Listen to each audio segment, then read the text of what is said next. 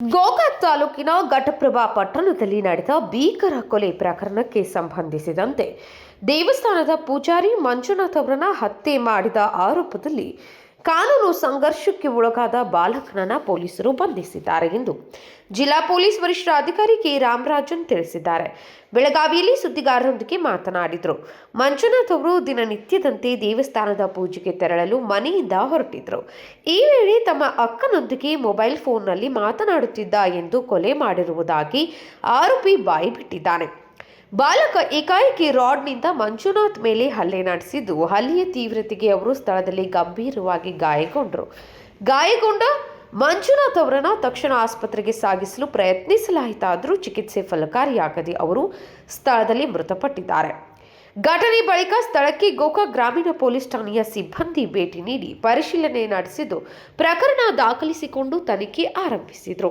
ಪ್ರಾಥಮಿಕ ತನಿಖೆಯಲ್ಲಿ ಈ ಕೃತ್ಯವನ್ನು ಕಾನೂನು ಸಂಘರ್ಷಕ್ಕೆ ಒಳಗಾದ ಬಾಲಕ ಎಸಗಿರುವುದು ದೃಢಪಟ್ಟಿದೆ. ಬಾಲಕನನ್ನು ವಶಕ್ಕೆ ಪಡೆದು ವಿಚಾರಣೆ ನಡೆಸಲಾಗುತ್ತಿದ್ದು, ಹತ್ಯೆಗೆ ಕಾರಣಗಳ ಬಗ್ಗೆ ಪೊಲೀಸರು ತನಿಖೆ ನಡೆಸುತ್ತಿದ್ದಾರೆ. ಈ ಸಂಬಂಧ ಬಾಲ ನ್ಯಾಯ ಮಂಡಳಿಯ ಮುಂದೆಯೂ ಕ್ರಮ ಕೈಗೊಳ್ಳಲಾಗುವುದು ಎಂದು ಎಸ್ಪಿ ರಾಮರಾಜನ್ ತಿಳಿಸಿದ್ದಾರೆ.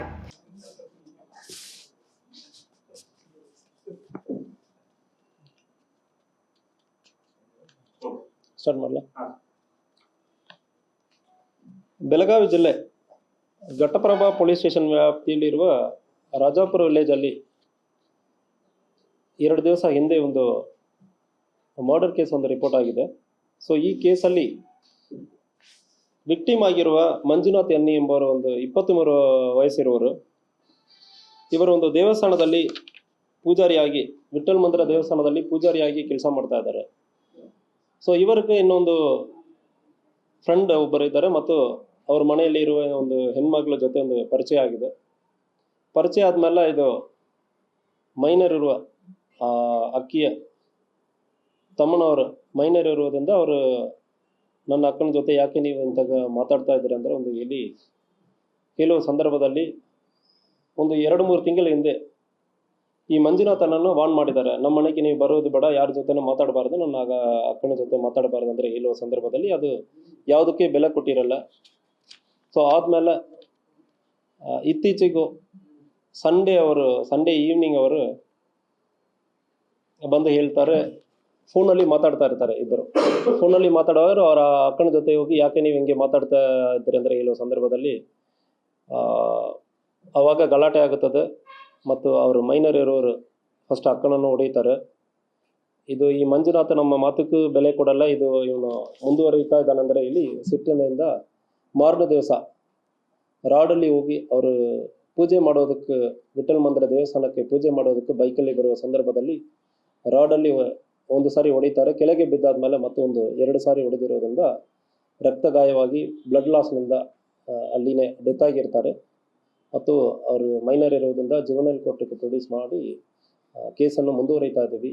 ಅವರು ಚಿಕ್ಕಪ್ಪ, ಈಗ ಡೆತ್ ಆಗಿರೋರು ಚಿಕ್ಕಪ್ಪ ಕಂಪ್ಲೇಂಟ್ ಕೊಟ್ಟಿದ್ದಾರೆ. ದೂರನ್ನ ದಾಖಲು ಮಾಡಿ ಈಗ FIR ದಾಖಲಾಗಿದೆ ಮತ್ತು ವಿಚಾರಣೆ ನಡೀತಾ ಇದೆ.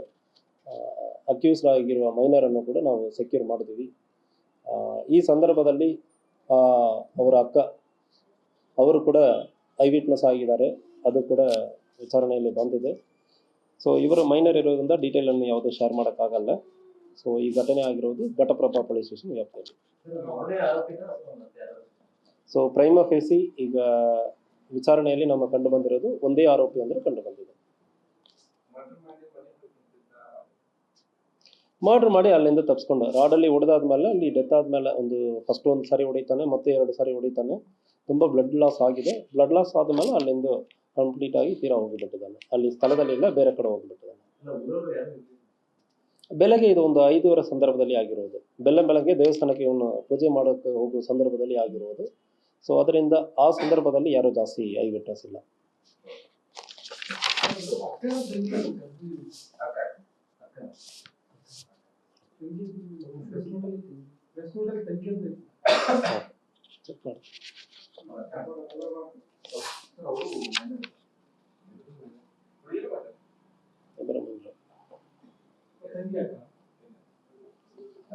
ಇಲ್ಲ, either way ನಾವು ಯಾವುದು ಡಿಸ್ಕ್ಲೋಸ್ ಮಾಡೋಕ್ಕಾಗಲ್ಲ ಈಗ. Vinod Kulkar, KMM news, Belagavi.